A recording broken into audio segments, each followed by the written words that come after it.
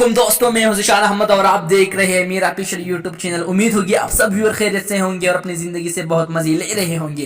कौमी cricket team की कप्तान बाबर आजम का कहना है कि इन पर कानून की ज्यादती और मारपीट के इल्जाम का मामला अदालत में है, जिस पर जल्द फैसला आ जाएगा।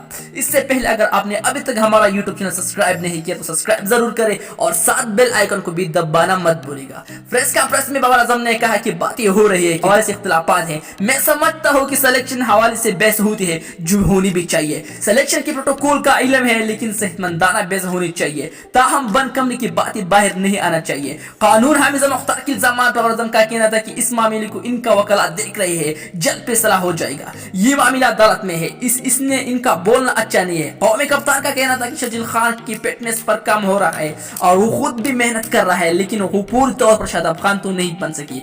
शर्जील खान वनडे और पूरा खेल के आ रहा है, लेकिन ऐसा नहीं है कि इनकी फील्डिंग अच्छी नहीं है, वो एक मैच विनर है। उम्मीद होगी ये वीडियो आपको जरूर अच्छी लगी हो, तो इस तरह वीडियो देखने के लिए हमारा यूट्यूब चैनल जरूर सब्सक्राइब करें और साथ बेल आइकन दबाना बिल्कुल मत भूलिएगा और हमारी वीडियो के लिए एक लाइक भी जरूर करें। खुदा हाफिज।